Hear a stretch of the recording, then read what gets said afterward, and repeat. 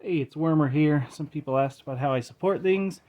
I'm still pretty new to resin printing. I only got one back in November, so I still feel like there's more for me to learn, and I don't want to accidentally give people wrong support advice, but take anything here with your best senses. Make sure to change anything you feel would work better for your printer, but like I said, I'll just show you what works for me, getting it all in one print. Um, Obviously, just follow the basic principles of resin printing.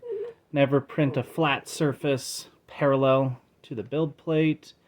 Always make sure any overhangs are supported.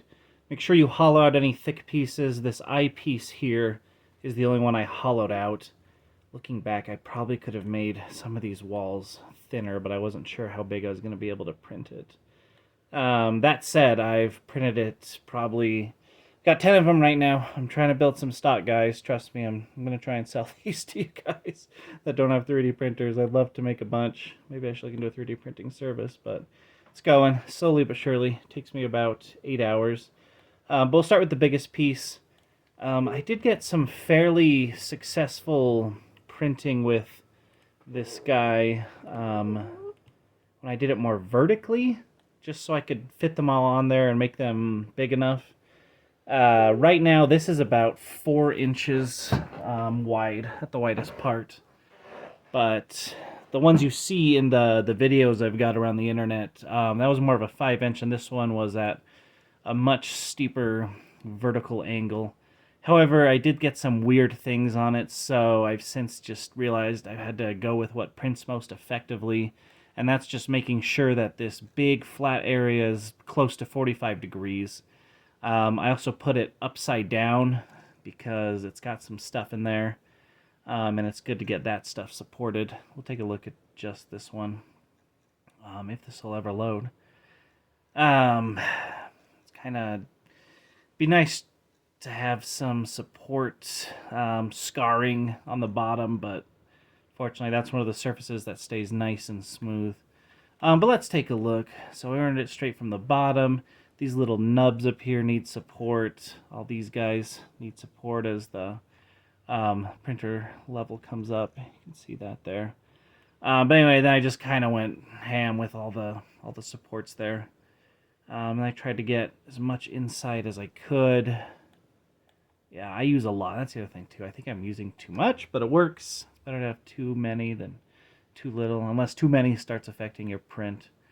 So upside down at 45 degrees, and then I tilt it just a little more to the right so nothing there is too flat. Then rotate it upside down and make sure everything's going there. Let's take a look at another piece. Next is this lid, same thing. You just tilt it at an angle, and then like on the x-axis, on the y-axis, you tilt it again, or maybe z, I forget which is which. And then I just went in through the bottom and just supported the hell out of everything. Especially these guys here, these little round guys coming up, because that's going to be a floating island there. And then what else do we got up here? Oh yeah, these are the hooks. Those definitely need some support, but same principles. Like I said, I need to really sit down and learn some better principles so I can explain things better, but that's kind of how they all went. This guy I supported like this. I think that was just because he's got the weird appendages coming out, and I prefer to have those supported from the bottom up than the top. And that does leave the wood nice and smooth up there, so that's good. As for the teeth, you definitely, best way for pointy things is that they're just going right up, so you don't have to do any supports on them, and they build up nicely. But this guy here, he has these inner, the pegs or whatever you want to call them. They're kind of angled upward, so I wanted to angle those upward just so I didn't have to support them because they're kind of nestled in there. Yeah, that's the piece that has these 2 pegs here. You can see them between the supports. So I just made sure those were upward, but that resulted in the teeth kind of angling not as upward as I would have liked. So I supported all the teeth as well. There's a better angle. So I wanted these guys to stay up. Had to support the teeth because of that. These guys will be prone to suction if you print them with obviously the cup facing up. So either print them completely with the round side up or kind of like at an angle here. They were easier for me to pop off. I used to do them so that it was just the round side facing up completely. But they're easier just to pop off if they're up a little more. Let's see, which piece haven't I done? The lock here. Let's see. It's like I said, I just oriented so the teeth were facing upward. That's kind of the main thing there. This guy's got an overhang, so support him. And then the lock in the front will print without supports on it, so that's nice. And these curved pieces definitely need some support there. Let's take a look at the bottom. So yeah, I just went along there, and then I actually we're on this one. Just added supports everywhere. That's been working for me. It might be worth it to try and print it maybe a little too small to begin with, because if this fails, it's gonna be a lot of resin.